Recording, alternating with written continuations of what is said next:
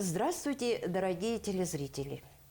На ваших экранах уникальные кинокадры из фонда Национального центра аудиовизуального наследия народов Республики Саха.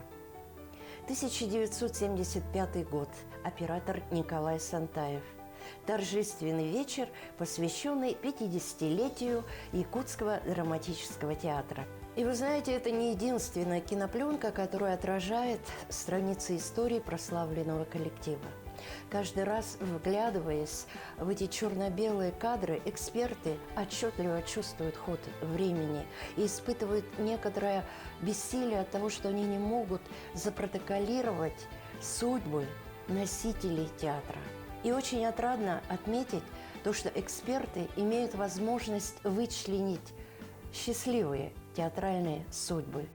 Мы познакомим вас с одним человеком, творцом, совершенно из другой сферы деятельности, казалось бы, далекой от театра.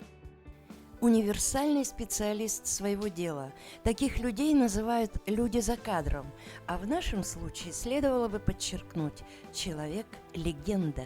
В этом году исполнится полвека, как юная Лида Васильева перешагнула порог якутского республиканского телевидения.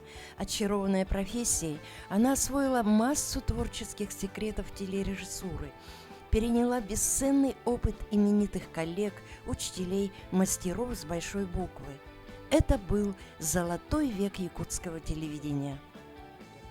Не потому ли Лидия Васильева всегда так всеохватна и многогранна в своей деятельности и в выборе своих тем и проектов? Ею создано немало публицистических фильмов, очерков, литературных исследований, экспедиций, политических и социальных передач. На ее счету и создание первого в истории Якутии телесериала знаменитых соседей «Эл-Лар» и цикла телепередач «Умнулубат Сулустар». В твоем творчестве есть вот одна такая ветвь, она вот всегда цветет, это театр. И мне кажется, вот даже коллеги всегда говорят, что у Лидии Михайловны есть такое особое прирожденное качество, свойство, данное свыше природой. Это любовь к театру, это служение искусству. Ну, это, вот преданность такая по якутскому театру, это, конечно, связано с детством, с театральными подмостками. Этого не могло не быть да, просто, потому что когда родители актеры, я росла вообще, как говорится, мы росли за кулисами, да, потому что нас тогда, у актеров не было благоустроенных домов, они брали нас вечером с собой, и мы все время там за кулисами во время спектакля, мы смотрели спектакли по несколько раз, по сотни раз, сколько они шли, столько мы их смотрели. И это была наша вторая семья. Поэтому я очень люблю театральный народ. Очень многие, наверное, считают, что театральная профессия это что-то такое легкое. Вечная игра, вечный праздник. Да, это совсем не так. Это труд. Это они с утра до вечера. Утром встают, чай пьем. То есть, они бегут на репетицию с 10.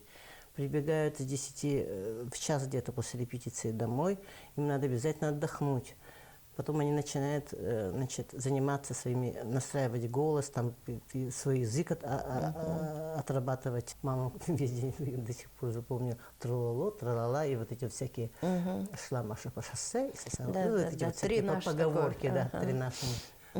Потом в 5 часов они уже собираются, даже раньше.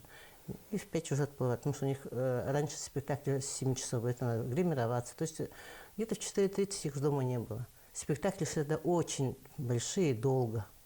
Часам к 11 домой приходили только. И потом в 11 часов они приезжают, сейчас диетологи говорят, после 7 не есть. Невозможно. И в 11 мы наконец садимся за стол, мы готовим к их приходу ужин, садимся и разговариваем, как прошел день. Они там делятся своими воспоминаниями, как вот спектакль, смеются, что-то вспоминают. И даже будучи красавицей в свои 18-20 лет, у Лиды Васильевой не возникало вообще ни разу мысли стать актрисой? Нет, не возникало. Бог миловал. А вот меня очень трогает вот тот момент, как трепетно ты относилась к творчеству мамы Анны Кузьминой.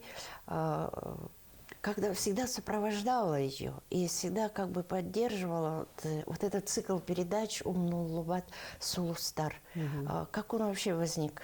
Ну, вот, знаешь, Чья эта идея мы, была? в принципе, у нас в семье, мы когда собирались, там, и рассказывали всякие байки, истории, они постоянно с папой вспоминали, рассказывали, мы все с интересом слушали. Я потом как-то раз я говорю, мама, говорю, вот ты сидишь, рассказываешь, он же мимо ушло, никто этого не знает, что, как было, что за человек, говорю. Остались только роли, а и то те не остались, тогда раньше архивов не было, а где они сохранятся? Тебе бы, говорю, это сделать, написать хотя бы, что ли. Потом говорит, ну давай, говорит, это сам я типа могу. А папа говорит, да, ну, папа у нас тоже, и он же еще раньше ее, в принципе, приобщился к театральному делу. У него отец был тоже актером. И наш папа тоже вырос, как бы говорится, при театре, да. И поэтому они очень много знали этих людей, всех вот, тех, кто начинал с самого изначально. Вот это Местников знаменитый, Нохсоров, все, ну, это все люди у него прошли перед его глазами. И, ну, давайте мы на это начнем. Давайте, говорю, я говорю, цикл открою передачу. Ну, так вот и начали. Вначале начали с этих актеров, которые народниками были, а потом перешли потихонечку на первых профессиональных. Это ГИТИС, это значит вот эти вот Слепцовы, там, Решетника и тому подобное, да, всех. Да. И потом дальше поехали. И получился у нас цикл передач. Мы все очень рады, когда пополняется наша золотая коллекция. И вот, к сожалению, я не видела этот фильм «Последний бенефис» Анны Кузьминой, режиссером, автором, драматургом которого была дочь Лидия Васильева. И мы очень рады, если вы передадите эту работу к нам в архив. Вот скажите, почему вот именно дочь стала режиссером? Как это вообще произошло? Как вы дуэтом, мать и дочь, выступили вот в этом спектакле? Ну, там режиссером была, конечно, не я, в театральном. Я занималась до этого сериалами, и у мамы как раз случился юбилей. Да. И нужно было, чтобы она сделала бенефис тогда. Все предложили ей бенефис. А я бенефисы же знаю, что это такое. Да. Но это даже если будет час, да, это человеку каждые 5-10 минут переодеваться, в образ входить в образ, это очень тяжело. Потом я подумала, я говорю, мама, мне, говорю, есть одна вещь, которую я начала писать. В принципе, это должен был быть сериал, да? Но я могу, говорю, его переделать под спектакль. Вот такое созвучие творческое, оно требует все-таки больших усилий и как, времени, как тебя хватало вообще еще на сериалы, кстати. Вот с чего вдруг такая идея возникла? Почему именно сериал? Это, наверное, от того, что тебе захотелось актерствовать, вот именно управлять актерами? Нет, конечно. Да. Понимаешь, дело в том, что это же были в 1999-м я начала. Тогда такое, в принципе, было такое положение, что не было финансов, да. Якутский театр вообще перестал ездить, можно сказать, на гастроли. Тогда же мода пришла сериалов бразильских. Да, там да. Изаура, там, да, вот эти вот. Дикая роза. Дикую розу не смотрела, но Изауру я посмотрела. И я, когда увидела сериал, это я посмотрела, я уже смотришь, что же не просто так, а как профессионал, в смысле.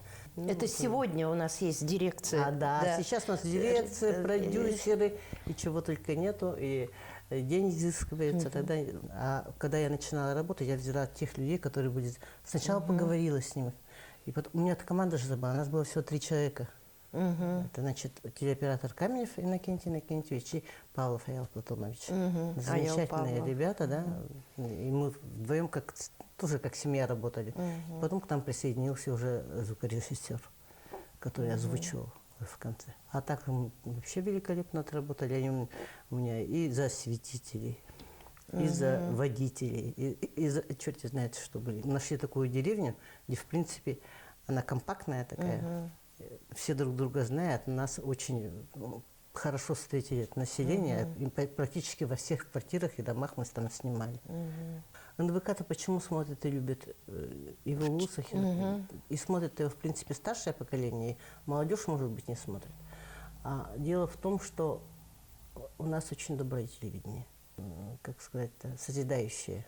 Да, и у нас благодарный зритель, который любит, тяготеет вот именно к доброй теме. Дух телевидения, он должен сохраниться, потому что вот как нас научили наши старики, та же самая Елена Степановна Миронова, тот же Дмитрий Ильич Пухов, да их полно я могу назвать фамилии, да? Вот, да, чтобы вот все это продолжалось. Это как хорошо, вот когда есть такие люди, которые как бы связующая нить одного века с другим. Спасибо тебе, Лида, за эту встречу, долгожданную, можно сказать. Желаем тебе, я думаю, и телезрители присоединятся, все-таки еще чего-нибудь нового. И главное, здоровья. Я сама себе этого желаю. Да, здоровья вот этого творческого огонька, чтобы он никогда не угасал.